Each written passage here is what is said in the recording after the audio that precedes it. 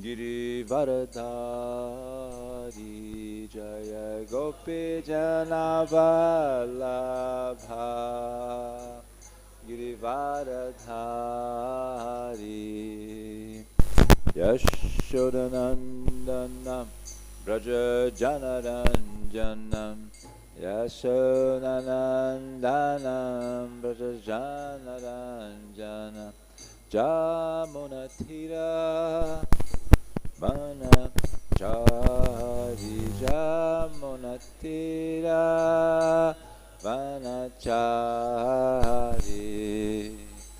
Jaya Radha Madhava Kunja Bihari Jaya Radha Madhava Kunja Bihari Gopi-janavallabha Girivaradhari Jaya Gopi-janavallabha Girivaradhari Yashodanandanam Braja-janaranjanam Yashodanandanam Braja-janaranjanam Jamunatira Vanachari Jamunatira Vanachari Jaya Radha Madhava Kunja Bihari Jaya Radha Madhava Kunja Bihari Gopi-janavallabha Girivaradhari Jaya Gopi-janavallabha Girivaradhari Yashodanandanam Braja-janaranjanam Yashodanandanam Braja-janaranjanam Jamunatira Vanachari Jamunatira Vanachari Jaya Prabhupada Jaya Prabhupada Jaya Prabhupada Srila Prabhupada Jaya Prabhupada Jaya Prabhupada Prabhupada Srila Prabhupada Jaya Vishnupad Paramātmā Stottarasad Shri Srimad, His Divine Grace, A.C. Bhaktivedanta Swami Srila Prabhupada Ki Jai. Namacharya Srila Haridas Thakur Ki Jai. Prem Se Koshi Krishna Chaitanya Prabhu Nityananda Shri Advaita Gadadhar Shivasadi Gaura Bhakta Vrinda Ki Jai. Ganga Mai Ki Jai. Jamuna Mai Ki Jai. Shri Vrindavadam Ki Jai. Shri Navadvipdam Mayapurdam Ki Shri Pancha Tattva Ki Jai, Tulsi Devi Ki Jai, Bhakti Devi Ki Jai, Grantaraj Srimad Bhagavatam Ki Jai. All glories to the assembled devotees, all glories to the assembled devotees, all glories to the assembled devotees, all glories to Sri Sri Guru and Gauranga.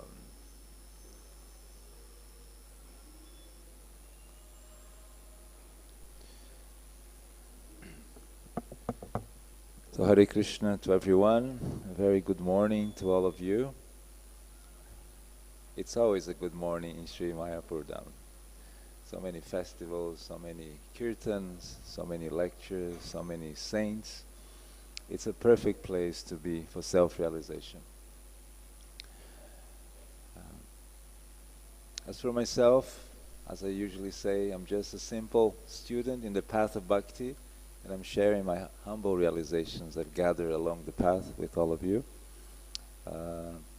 Usually there's some time of preparation, but they told me yesterday, your class is tomorrow. So I'm going to give whatever I have, but with more time, better preparation benefits all. So let's We are reading from the second canto of Srimad Bhagavatam. Let's offer a prayer so this knowledge can come to our hearts. Om Namo Bhagavate Vasudevaya. Om Namo Bhagavate Vasudevaya. Om Namo Bhagavate Vasudevaya.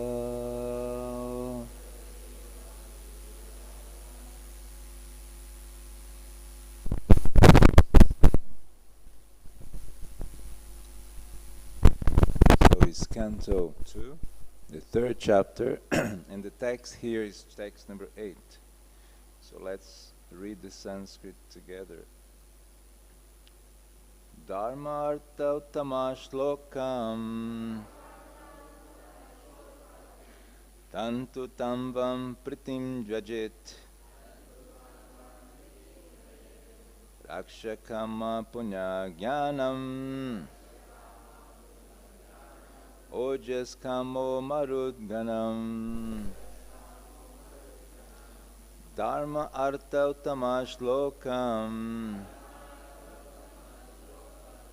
tantuḥ tanvan yajet rakṣā-kāmaḥ puṇya-janān ojas-kāmo marut-gaṇān dharma-arthaḥ uttama-ślokam tantuḥ tanvan yajet rakṣā-kāmaḥ puṇya-janān ojas-kāmo marut-gaṇān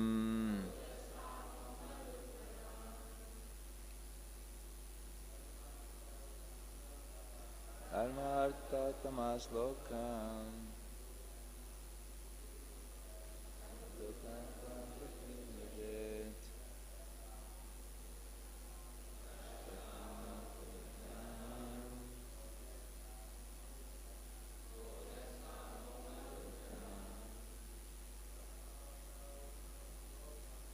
dharma-arthaḥ uttama-ślokam tantuḥ tanvan yajet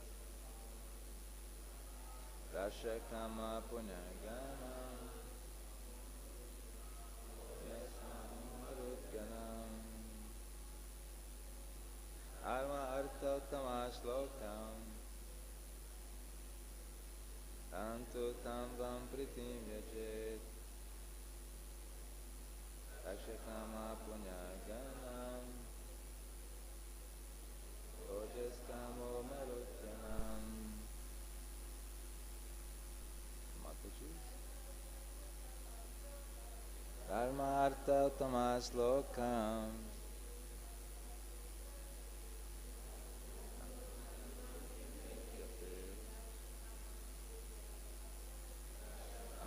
puṇya-janān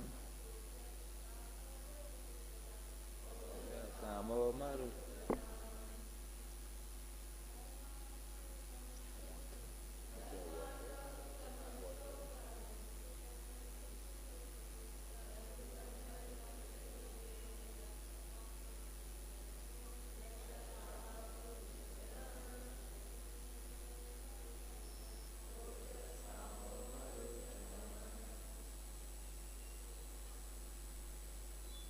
Dharma-arthaḥ.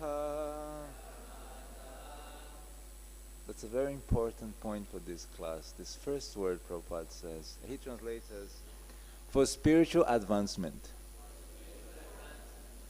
Uttama-ślokam, the Supreme Lord, or persons attached to the Supreme Lord. Tantuḥ, for offspring. Tanvan, and for their protection. Pitṛn, the residents of Pitṛloka. Yajet, must worship.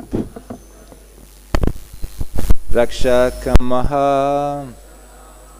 one who desires protection. puṇya-janān, pious persons. Ojas-kāmaḥ, one who desires strength should worship. Marud-gaṇān, the demigods. So the translation by Srila Prabhupada goes like this. One should worship Lord Viṣṇu or his devotees for spiritual advancement in knowledge and for protection of heredity and advancement of a dynasty. One should worship the various demigods. So let's repeat together. One should worship Lord Viṣṇu or his devotee for spiritual advancement in knowledge and for protection of heredity and advancement of a dynasty. One should worship the various demigods. And Srila Prabhupada writes a short purport to that. He says, the path of religion entails making progress on the path of spiritual advancement. Ultimately, reviving the eternal relation with Lord Viṣṇu in his impersonal effulgence, his localized Paramātmā feature, and ultimately his personal feature by spiritual advancement in knowledge. And one who wants to establish a good dynasty and be happy in the progress of temporary bodily relations should take shelter of the pittas and the demigods in other pious planets. Such different classes of worshippers of different demigods within the universe. But he who reaches the spiritual planets in Brahma-jyoti achieves the highest perfection. Srila Prabhupada ki jai. Dharma-arthaḥ uttama-ślokam tanvan yajet rakṣā-kāmaḥ puṇya-janān ojas-kāmo marud-gaṇān.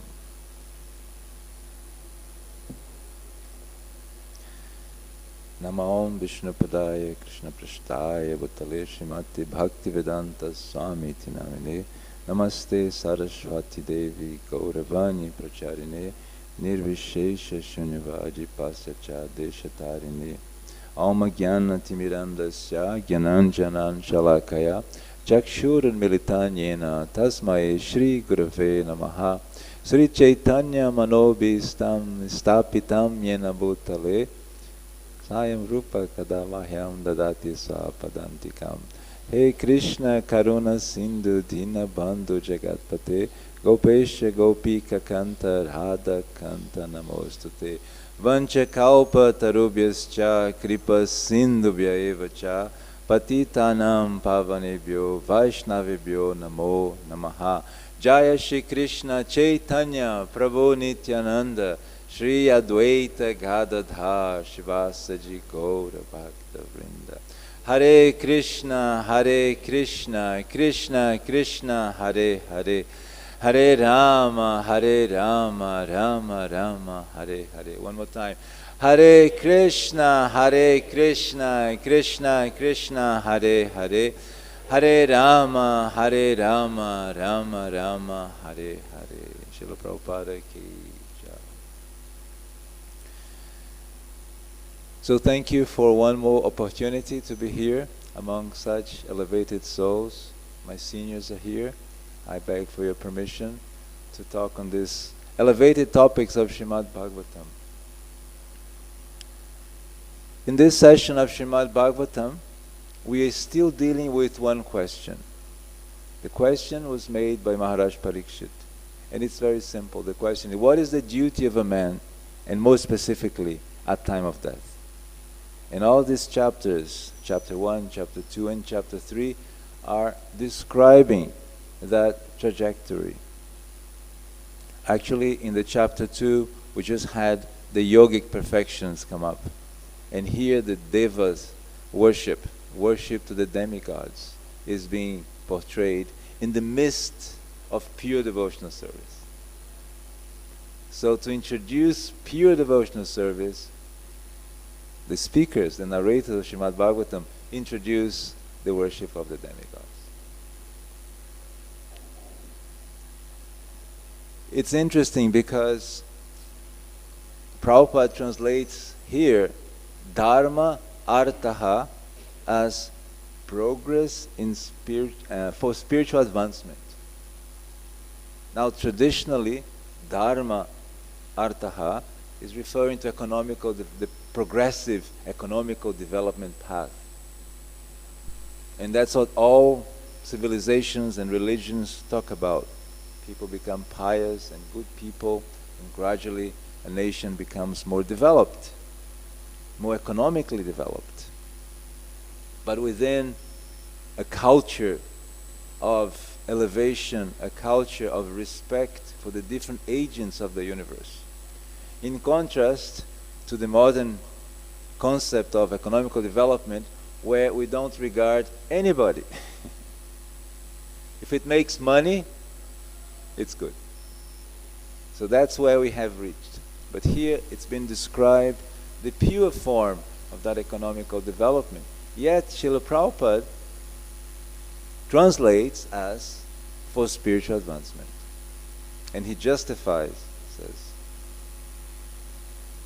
the path of religion entails making progress in the path of spiritual advancement. It's also interesting because in the previous verse, so many demigods were listed. If you want a specific power, aspect, blessings, you should worship this demigod.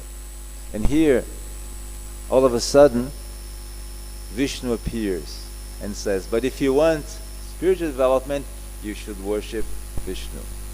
And then he continues with the list. And the next verse is going to talk about Brahma. So if you want power, so many people want power today, you should worship Lord Brahma. Yesterday, His Holiness Japataka Swami gave a very beautiful class where he was explaining to us how if you worship a demigod, it's a temporary result. You need to be born again and again. You need to take birth again. But we don't want that. He's saying, we want our devotees to become transcendental and go back to Godhead. So that shows his heart, the heart of a true Vaishnava, desiring everybody to finish the business of suffering in this cycle of repeated birth and death called samsara. So nicely packaged that when you're in Amazon, you even don't remember that. You just remember, this is so cool, I want this. He also mentioned, very interestingly, that Rupa Goswami, he wanted to have millions of years just to hear the holy names. And then he very wisely shifted to Lord Brahma. Brahma has 4 mouths, so that's an advantage in relation to us, because he can do 4. And Lord Shiva is Panchamukhi, so he can also do more. He says in Ravana, he had 10 mouths, so that's very advantageous, but he was not taking advantage of it. So he was only talking of Rama in a negative way. So it's an interesting perspective, how to look at what we every day talk about. That's our daily bread, isn't it? To talk about how transcendental elevation is the highest purpose of our lives. Yet the media is so competent to show us that actually, if you don't have a good house, if you don't have a good car, you're actually not happy.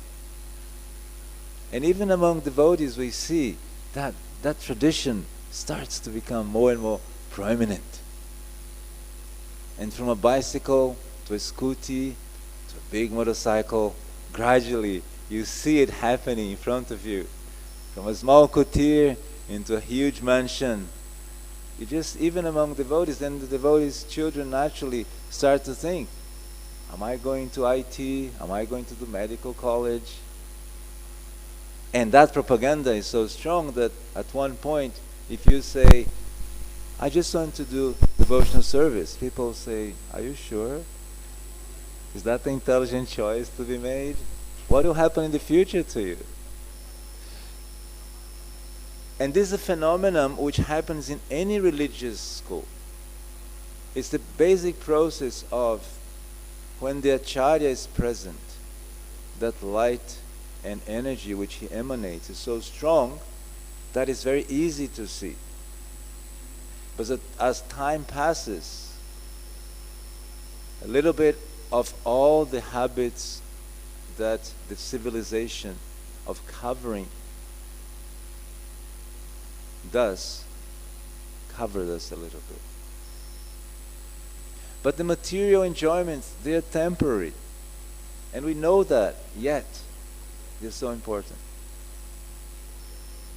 Yet, when we look at it from a very cold perspective, even if you got $1 million or $5 million or $50 million, at the end of the day, if you don't self-realize, you are in the very same spot where you were when you had very little money.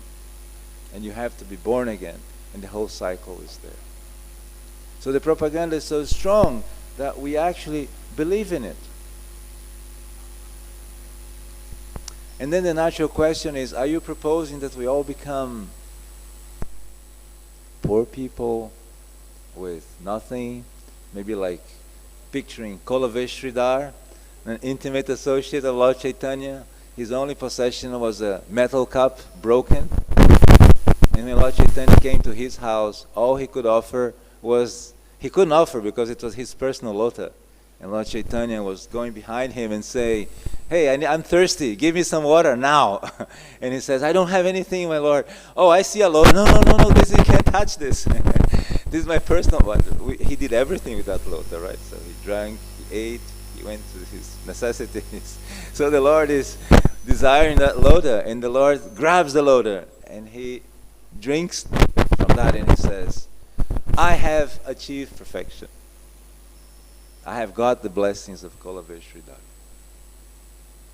So the Lord is showing how he appreciated something Kolaveshridhar had.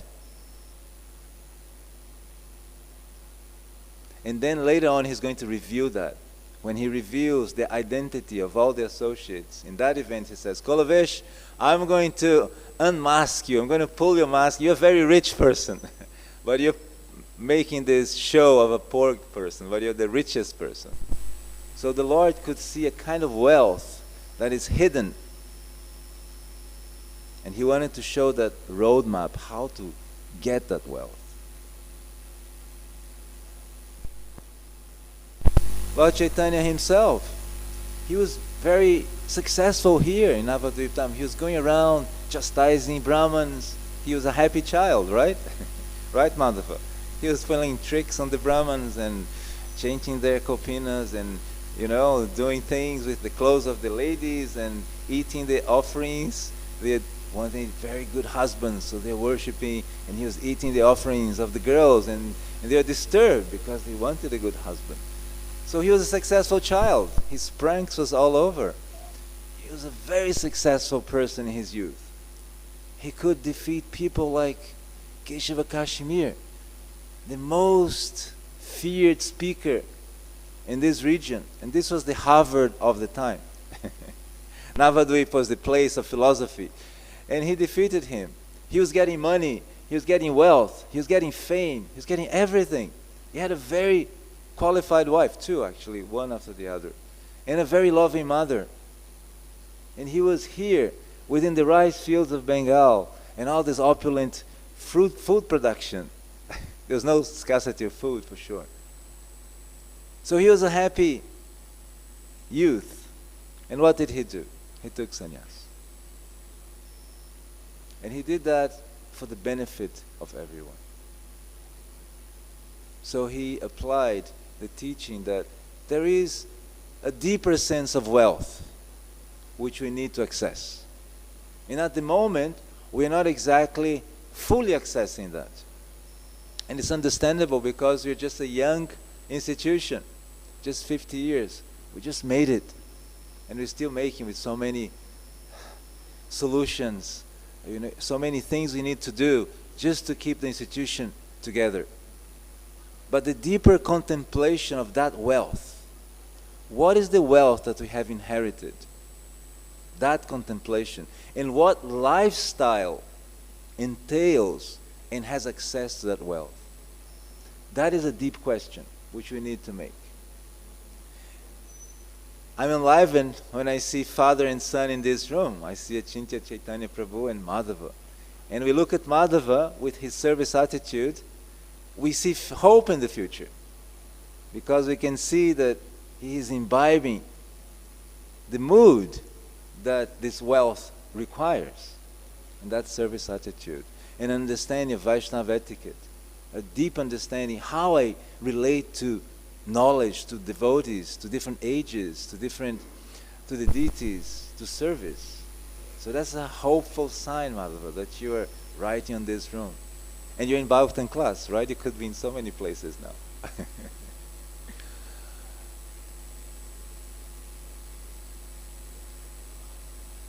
Recently, there's been a lot of conversation about the economical growth of India. And there's excitement going on. India is growing consistently 8-10% a year for the last 20 years. And all the other countries are trying to imitate. I have a personal theory. I think the foundation of that is India's village rural life. Because India has food on the table, almost of everything they need, so then it's easy to build other things on top of that. Other countries like Ireland produce zero food and import everything. So if there's a crisis, the guys have anything to eat. And mostly the food they produce is meat for export. So that's a second drawback in Ireland. When I was there talking to a taxi driver, he was telling me how serious the situation of unemployment was getting, with all the politics between the European Union and what Ireland could do, could not do, could produce. So this globalization concept is really crippling many countries like Latvia, Ireland, Lithuania. They could do so much, but they say, hey, no, another country is already producing this, you should not produce this. But this is the country to produce this. It's okay, we understand, but now don't produce this. So there's a whole system which seems to be growing, which seems to be actually happening, but actually so many problems with it. Recently we hear the very unfortunate war between two countries, which is so explosive in Krishna consciousness. And it strikes me, what is Krishna's plan? Because I couldn't see a stronger Krishna conscious event as the Bhakti Sangam festival. Imbibed with so many souls which gave their so pure service to Krishna. Whoever has been to that festival, experience a speaker like me who is just a simple, rank and file soldier who is trying to contribute, was gifted with 5 servants, a personal driver, a translator, and each servant had a function. One is your general secretary. You look like a GBC. I don't know if every GBC receives that. But it was so incredible. And every single servant was doing as a service. Nothing was paid. The car I was allowed to use belonged to a devotee who came. He was the driver and the car was his, the petrol was his. So the whole festival ran on donations. And it was so beautifully arranged so that I could give all the association that I could give without having to think of anything material for the event. If my clothes were dirty, just say, Prabhu. If I needed a new bag because mine ripped, oh, we have a bag here. We can repair your bag. We can buy a new one. So it just felt like, what an incredible universe. And then when you hear the war, it's such a striking news because you see the level of Krishna consciousness and service. Krishna must have a plan. But nevertheless, the war is impacting Europe so much that Germany is like a symbol of economical development, is rationing food. You cannot buy 6 items, only 5. You put it on your cart, no, only 5. And they're really scared with winter, how they're going to heat up their homes. So all of a sudden this economical development, this GDP, we heard this month from His Holiness the Bhagavatam Swami about economical development, uneconomical development. I don't know if some of you were in that class. What an amazing class. And he was bringing the point, to produce something, you say, oh, it cost me $10, and I'm selling it for $15. But actually it costs you $50. Because if you factor in environment, social problems and everything, it will cost a huge amount of money to put that back in place. Waste disposal. And then the whole planet is getting polluted, and this new generation is feeling cheated. Usually the parents work so the children have a better standard of living, but we are leaving a dump for the next generation. The polluted cities like Delhi and Calcutta becoming so polluted, so distasteful in a way, because noise and pollution and hardships. It's very expensive to live in these towns too. I heard from Sydney, one couple was making $150,000 US and couldn't live in Sydney because the standard wouldn't allow. Can you imagine? Making something like, well, 150,000 is a lot of money, right? A year. And they couldn't live it because the schooling and the neighborhood they were using, they're so expensive that they couldn't afford it. So they had to move elsewhere. So with all of these elements, this economical development theory, which is based on consumption and happiness through consumption, is such a big propaganda, but such a flaw. And the more we navigate that road, the more we see it, the amount of problems we are facing globally. In the time of Sri Chaitanya Mahaprabhu, everyone was here planting their rice, producing their clay pots. We hear that at one point he's sitting on the dirty pile of clay pots. It means you cook and then you throw your pots away, so you don't have to wash them. So for the ladies, less work. You just throw the pots and buy new ones. And so he was sitting on that pot as a protest, because his father thought he should not study. Because if he studied, he might take sannyas, which he did. Anyway, but it was a protest. He said, I'm not very intelligent, so what do I know? What's clean, what's not clean? And there he is. So this pastime shows the amount of abundance that this place had. Abundance of time, abundance of food, abundance of relationships, abundance of nature. Whoever came to Mayapur 15 years back would see the rice fields everywhere, and nature, and the biodiversity.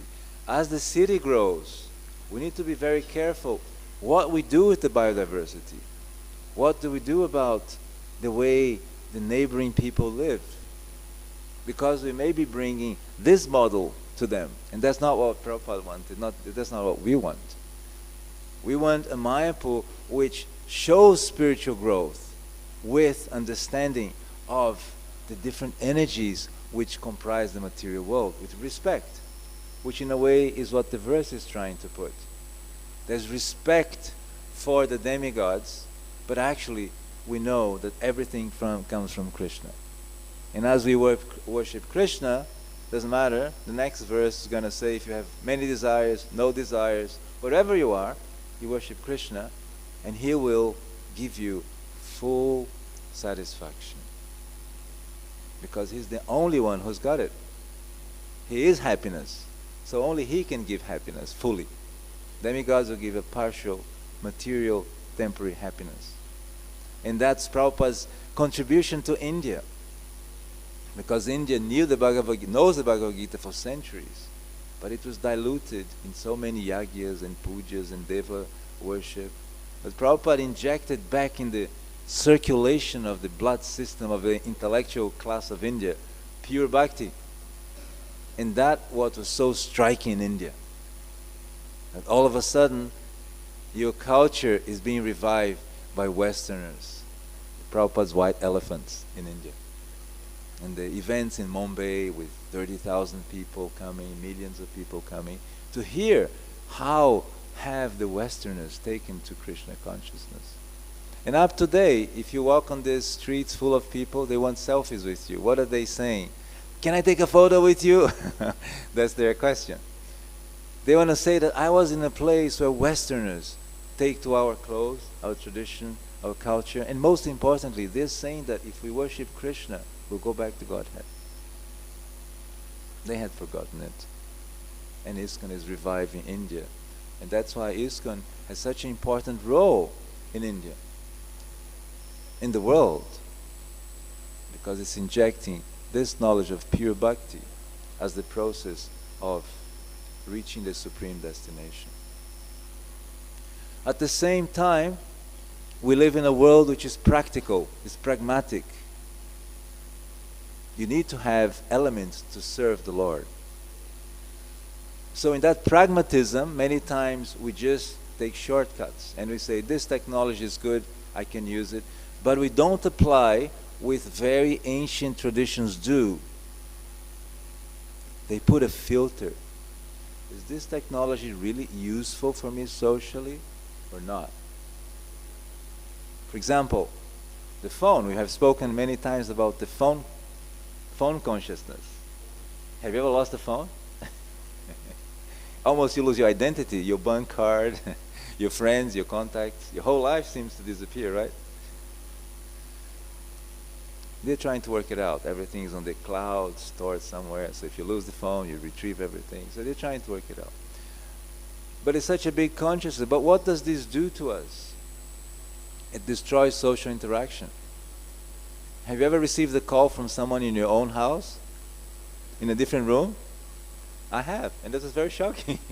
When I heard it, I said, we're in the same house. But we just go into a mode of the mind which is the self-pilot. The mind just goes to self-pilot. It just does things automatically. Because that's what this is all about. Automatization. So when the mind is on the autopilot, a lot of our creativity, a lot of who we really are gets hidden. And some masks starts to come up in the name of Instagram. Beautiful mask on Instagram. And another one on Facebook. It's a book of faces. You put on many faces. Here's my face at a party. Here's my face when I'm really successful. Here's my face when I'm traveling. And people love to do that because that seems to nurture their identity. It's such a fake identity because if your phone crashes, what is left of your identity? So, to be able to retrieve the original identity is what Prabhupada wants. And to be able to create a lifestyle which is coined by some by social engineering. To make your life organized in such a way that you have time for pure devotional service. And that social engineering is what Prabhupada had in mind when he introduced things like simple living, high thinking. Because many people, when we say this phrase, immediately think of a farm. Yes, a farm. Simple living, producing vegetables. But simple living, high thinking applies to anybody in any part of the planet. If you're in an apartment in New York and you have a lot of stuff, your life is very complex. You have to clean the stuff, keep the stuff. If you just have few objects, it's much simpler to live there. And actually the energy flows a lot better when you have fewer things than more things. So the first thing some of the people do when they think of simple living, just get away of all the rubbish which is stored in your house. And then get away of the habits which is making your life complex. Because we are so conditioned to complex living that if you're put on a simple living environment, you don't know what to do. And that's why some people have kind of a allergy to farm life, because once they're there, they go around and says, what do I do next? I don't know what to do now. I've seen the barn, I've seen the farm, what's next? Because we have this complexity training, which life must be complex. It cannot be simple. So Prabhupada is introducing social engineering, so your life is so simple that you can actually take to pure devotional service. And that was one of his great assets, because if we do have these places, our youth can very happily live if we protect it by the community aspect. Once I was in New Vrindavan, and I was talking to a very senior Vaishnava. As some of you may have heard him speaking, His Holiness Varshana Swami. He was there in the very beginning when Prabhupada was there. And he was a farmer. And he was in charge of what he called the plow department. Now the plow department is everyone who cannot do Sankirtan. So the book distributors, the preachers, they're considered, this the intelligent class of men. If you fall from that, then you go to the plow department. So the devotees have devotees with holes, and the devotees are kind of dirty, and they're kind of rural people in a way. So they're disturbed because now the whole attention of Vrindavan shifted from that simple life to the golden palace. They're building a golden palace for Srila Prabhupada. And they never get a chance to speak to Srila Prabhupada about this. But one day, Srila Prabhupada alone, he is walking down near Vrindavan, and these devotees come to him. He describes as a little group of ducks following the master behind him. And at one point, Srila Prabhupada realizes there's some people behind him. So he gets his cane, he puts it on the ground, turns around and looks at them. And then all of them come around and make a semicircle around him. And they're listening to him. And Prabhupada can understand what's going through their minds. So he opened his eyes and says, "You were so fortunate." And he looks to the distance. You're here serving Radha Krishna with the cows, with all the time for self-realization. That's your service. You're so fortunate. Then he turned around and continued to walk, and they walked behind him. But he describes that at that moment, all their doubts were dissipated. Because they understood it was not about fighting against anything. It was simply about being so fortunate. So that's the wealth which is lying in front of us. A lifestyle, wherever you are, which can simplify your needs and focus all your needs towards self-realization. And becoming a person who is an integral person, a real person. I'm here in front of Navinda Nirala Prabhu, and many times he challenges us. So what is the real you? What is the the moment of truth? So when we are doing book distribution seminars, he makes these questions. And it's not an easy question to answer because it takes time for us to understand who we are in front of Srila Prabhupada. What is it that I want to offer to him which is genuine? Which is not just a little mass so I can survive socially, but it's a real offering.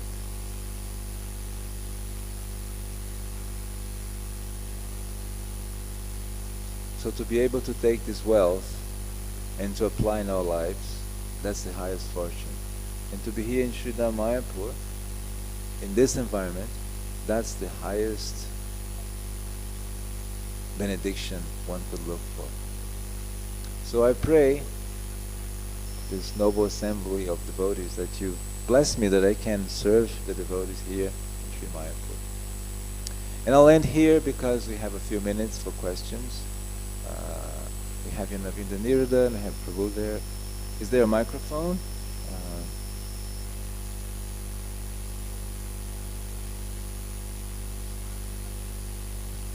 Hare Krishna. Thank you, Prabhu, for your relevant and wise words. Srila Prabhupada wanted to create a Brahminical class, the head of the society. In Kali Yuga, it's mostly Kala Shudra Sambhava, and we know that there has to be Kshatriyas, otherwise the Vaishyas will kill the Shudras. And Brahmins to guide the Kshatriyas. So, Shudras are there, plenty. Vaishyas, a few. We're trying with creating the Brahminical class. Can you say a few words about where the Kshatriyas will come from? Because it seems like, where are they?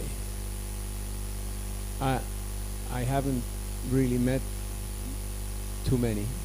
If you know any, I'd like to meet them. You like to have their address, right, and phone number. Yeah, number. because I think we got some job for them. You know, like I think there's some work that needs to be done. So please. Actually, thank you for your very beautiful question. Your question could be also a very nice Dandavat post. We are looking for Kshatriyas. Any applications? When you look at a Kshatriya, he is a very interesting personality. His bio situation is very interesting because he's knowledgeable, but at the same time he's aggressive. So someone who can be very strong and aggressive at the same time very knowledgeable. If you're too knowledgeable like Yudhishthira Maharaj, people don't want to fight with you. No, you're Yudhishthira Maharaj, I don't want to fight with you. Or if you're too aggressive like Bhima, some may say, are you really a Kshatriya? So, but the heart of the Kshatriya is protection and live to give. Live to sacrifice for the benefit of others. That's his main quality. But he's very close to a Brahman, and he can only function within a Brahminical circle. So Prabhupada is very intelligent because he could start with the Kshatriyas. Let's look for Kshatriya. We want to make the international society for Kshatriya. And he make Kshatriyas, and then they'll protect the Brahmins, and the whole situation will be formed. But he started with the Brahminical. Because if you have a Brahman, he can generate a Kshatriya. And that's so many stories. You have the story of Chandragupta. That's one case in history of India. And so many other stories where a Brahman, he can guide someone with that physical, intellectual propensity to now protect. And he needs to be there, otherwise the Vaishya just think of profit and they kill everyone, not just the Shudras. They kill even the Brahmins. Because they'll make business in a way that the Brahman gets entangled. Isn't it? When we hear of Duryodhana, what was his thing? He kept Drona and Bhishma under his control because he engaged them. So he's a Kshatriya with the wrong mentality. He captured them. And they couldn't freely express their wisdom because now they were bound to their promises as Kshatriyas. So where are the Kshatriyas? I see a lot of Kshatriyas. But I see Kshatriyas, let's say, in a bud stage, in a development stage. I'm talking in ISKCON. If you look around, I see many Kshatriyas, but not well guided. And I see a lot of Vaishyas occupying the post of Kshatriyas, which is terrible, because they only think of money and all their solutions is monetary GDP, and that's what we get. It's a mess. Nobody's protecting, really that education. And you see how difficult it is. There was a situation in Oxford. Tamal Krishna Maharaj was a genius. So he wanted to have a house in Oxford for Brahminical devotees to be sheltered there, so that they could interact with Oxford and gradually infiltrate into Oxford and then infiltrate the whole world. And at one point that house had to be sold, and I was in front of the negotiation.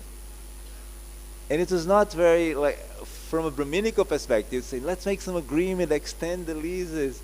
But it was very, no, we need to sell it now. So it felt like that was one point where we could have had a strong intercession and say, hold on, is it only about funds? Let's work it out. Like Tamal Krishna Maharaj had. So, where the Kshatriyas, I see them in many places. But to manifest a village or a kingdom, you need a community behind you. And that takes time to develop because it's based on relationships. It's not based on structures.